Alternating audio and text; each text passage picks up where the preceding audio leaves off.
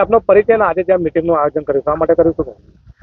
મારું નામ મનીષાબેન રાકેશભાઈ પટેલ છે.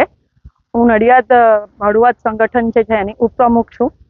હવે આ મીટિંગ અહીંયા કરવાનું કારણ એ છે કે આ 13 દુકાનો આવી છે ટાઉન હોલની બહારની સાઈડે મેઇન. એ લોકોનો ઘણા કારણોથી વિવાદાસ્પદ બધું ચાલી રહ્યું છે.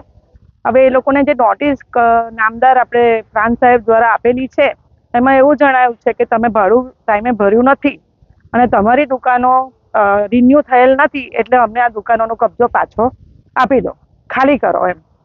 તો એના જવાબ હેઠળ અમારા વકીલ જે છે એમને કહ્યું હતું કે ભાઈ તમારે આ પુરાવા અમારી પાસે છે, કેમ કે આ 13 દુકાનોના 2025 સુધીના ડ્રાફ્ટ દ્વારા બી એ લોકોના ભાડા બધા ભરેલા છે. હવે એ લોકો આન્સરમાં એવું લખે છે, પાલિકા દ્વારા એવો આન્સર આપવામાં આવે છે કે અમારે જાહેર જનતાના હિત માટે રસ્તો પહોળો કરવો છે. તો એનું અમારા જે વકીલ છે એમને જવાબમાં માંગ્યું હતું કે તમારે રસ્તો પહોળો કરવો હોય તો એનો એ જે લેખિતમાં અમને એફિડેવિટ ઉપર આપો, જે તમારો ઠરાવ થયો હોય મેમ્બરોનો, એ ઠરાવ અને ચીફ ઓફિસર શ્રી અમને લેખિતમાં આપ્યા. તદુપરાંત એમને જે 65 બેની મંજૂરી લીધી નથી તો એ કયા કારણોસર નથી લીધી એ પણ અમને એફિડેવિટ ઉપર જણાવે, અને લીધી હોય તો બી અમને એનું એફિડેવિટ ઉપર રજૂ કરે પુરાવામાં.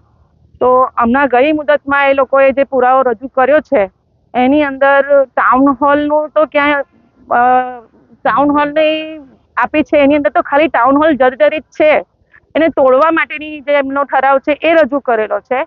અને બીજા જે એફિડેવિટ અમને જે ચીફ ઓફિસર શ્રીએ કરીને આપેલી છે એ એફિડેવિટ એમને જેલવાળી જગ્યાની અંદર સિટી બસ સ્ટેન્ડ બનાવવા માટેનો હેતુ એમને લખેલો છે, જેને આના જોડે કોઈ જ લેવા દેવા નથી, ક્યાંય લાગતું વળગતું નથી ટાઉન હોલની જગ્યા જોડે.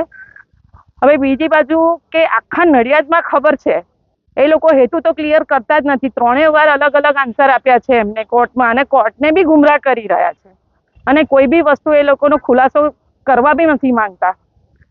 તો હવે આખું નડિયાદ જાણે છે કે એમને ટાઉન હોલની જગ્યાએ એક કોમર્શિયલ હબ બનાવવું છે અને પ્રાઇવેટાઇઝેશન છે બધું.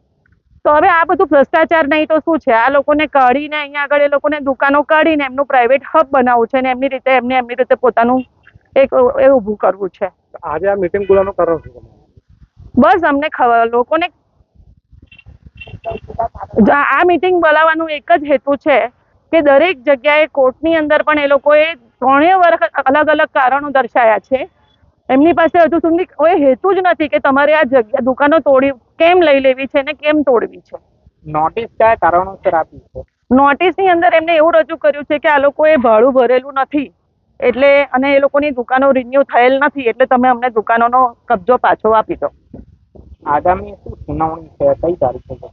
આગામી સુનાવણી 27મી જૂને છે પ્રાંત સાહેબની ઓફિસમાં.